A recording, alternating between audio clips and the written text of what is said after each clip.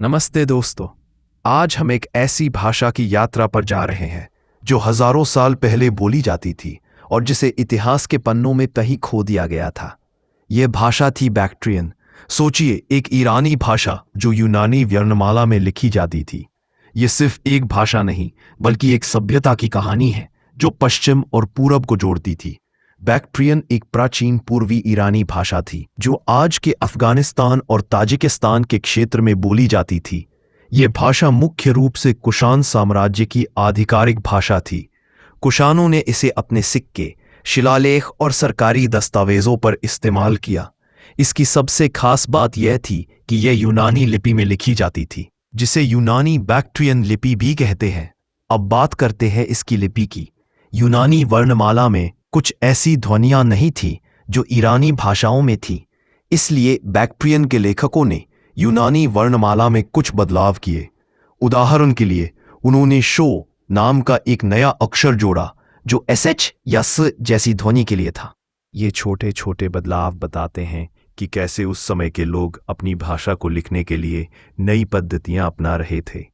Bactrian भाषा के बारे में हमारी ज्यादातर जानकारी कहाँ से आती है? इसका सबसे बड़ा सबूत 1993 में अफगानिस्तान में खोजा गया रबात का शिलालेख है। यह शिलालेख कुषाण सम्राट कनिष्क के शासनकाल के बारे में है। इसमें न केवल राजा की वंशावली दी गई है, बल्कि यह भी बताया गया है कि कनिष्क ने कैसे ईरानी देवताओं की पूजा शुरू की। इस एक शिलालेख ने हमारे इतिहास की बहुत सी धारणाओं को बदल दिया। 8वीं शताब्दी के आसपास बैक्ट्रियन भाषा का उपयोग धीरे धीरे कम होने लगा। इसका मुख्य कारण इस क्षेत्र में इस्लाम का आगमन और अरबी भाषा का प्रसार था। इसके साथ ही तुर्की और अन्य क्षेत्रीय भाषाओं का प्रभाव भी बढ़ा।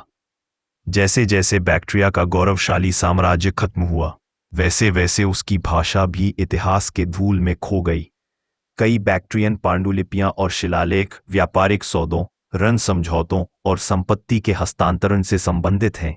इनसे पता चलता है कि उस समय का समाज कितना व्यवस्थित और व्यापार था। कुछ निजी पत्र भी मिले हैं जिनसे पता चलता है कि लोग आपस में कैसे संवाद करते थे। ये पत्र हमें उनके दैनिक जीवन, चिंताओं और सामाजिक रिश्तों के बारे में जानकारी देते हैं। कुछ धार्मिक लेख भी मिले हैं, खासकर बौद्ध धर्म से संबंधित। ये लेख दिखाते हैं कि बैक्ट्रियन भाषा का उपयोग धर्म के प्रचार प्रसार में भी होता था। चलिए थोड़ा शब्दों पर विचार करते हैं, जैसे बैक्ट्रिया घर को खाना और राजा को क्षत्रिय, जमीन को जना कहते हैं। बैक्ट्रियन एक संयोगात्मक इन्फ्लेक्शनल भाषा थी, जिसका मतलब है कि शब्दों के रूप वाक्य में उनकी भूमिका के अनुसार बदलते थे। इसमें संज्ञाओं के लिए लिंग, जेंडर और वचन नंबर जैसी श्रेणियां थीं। यह व्याकरण की दृष्टि से प्राचीन ग्रीक और लैटिन से मिलता जुलता था। भाषा परिवार के पूर्वी ईरानी समूह से संबंधित थी। इसका संबंध आधुनिक पश्तो, यग्नबी और खोतानी शक मुंजी जैसी भाषाओं से है। बैक्ट्रियन और ग्रीक का संबंध केवल लिपि तक ही सीमित नहीं था। बैक्ट्रियन में ग्रीक से लिए गए कई शब्द भी मिलते हैं, जो उस समय के सांस्कृतिक और व्यापारिक आदान प्रदान को दर्शाते हैं। कुषाण साम्राज्य में संस्कृत का भी प्रभाव था। कई सिक्कों और शिलालेखों पर बैक्ट्रियन के साथ साथ ब्राह्मी लिपि में लिखे गए संस्कृत शब्द भी मिलते हैं, जो भारत के साथ उनके घनिष्ठ संबंधों को दर्शाते हैं। अगर आपको ये वीडियो पसंद आया तो इसे लाइक करें और अपने दोस्तों के साथ शेयर करें। ऐसी ही और रोचक कहानियों के लिए हमारे चैनल को सब्सक्राइब करें। मिलते हैं अगले वीडियो में।